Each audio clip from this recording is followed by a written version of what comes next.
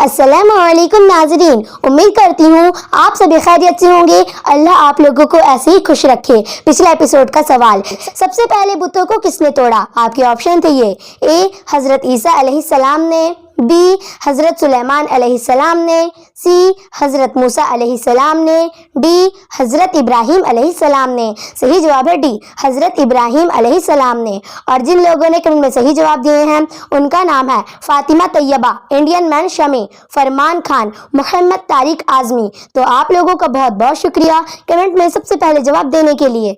आज मैं आपको एक ऐसी जानकारी देने वाली हूँ जिससे आपकी सारी गलतफहमी दूर हो जाएगी। आज की इस वीडियो में मैं आप लोगों को बताने वाली हूँ क्या ओम और अल्लाह एक है। तो इस वीडियो में लास्ट तक बने रहें और इस वीडियो को लाइक करें और शेयर करें।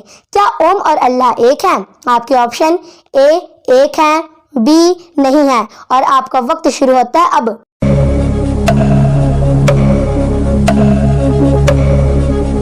सही जवाब है बी, नहीं है।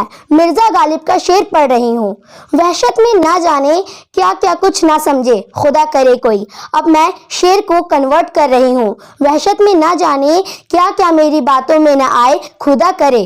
अब यही हाल तो अरशद मदनी का है। कुछ दिनों से सुना जा रहा है अरशद मदनी कह रहा है ओम और अल्लाह एक है। तो क्या वाकई ओम और अल्लाह एक है? तो आइए इस पर अक्लन और शरअन दोनों तरह गौर किया जाए।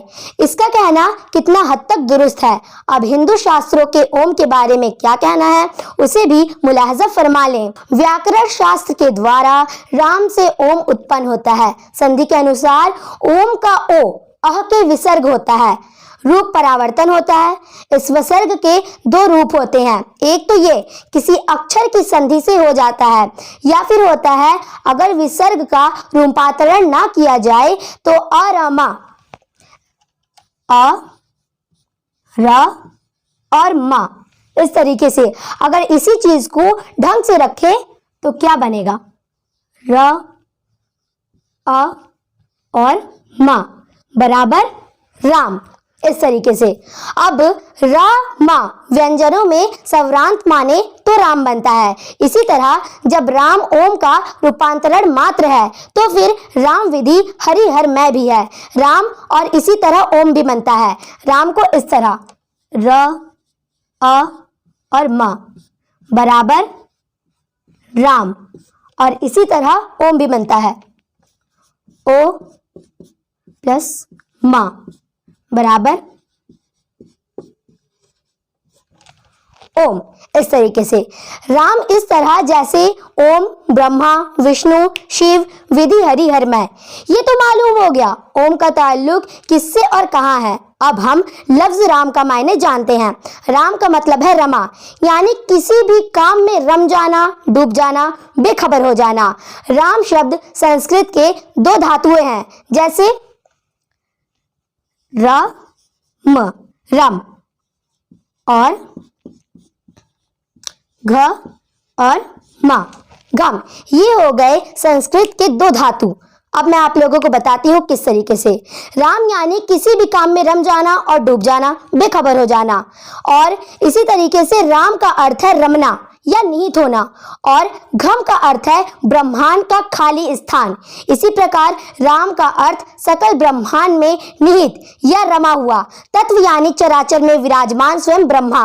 अब क्या हम इस बात को एक्सेप्ट कर सकते हैं अल्लाह रब्बुल इज्जत आलम के अंदर घुसा हुआ है या किसी खाली जगह को उसने घूस से भर दिया है? नहीं कह सकते, क्योंकि अल्लाह रब्बुल इज्जत मकानो जहत से पाक है। उसके लिए किसी तरह भी किसी चीज में समाना घुसना मुहाल है। तो ये हो गया वाजे, ओम और अल्लाह एक नहीं हो सकते। और जो ये कह रहा है वो कुफ्र बक रहा है, क्योंकि ओम एक आवाज है जिसे विज्ञान और तमाम धर्म भी मान चुके हैं। ये आवाज पूरे जगत में समाहित है, जबकि इस्लाम में ऐसा कोई एतकाद नहीं है।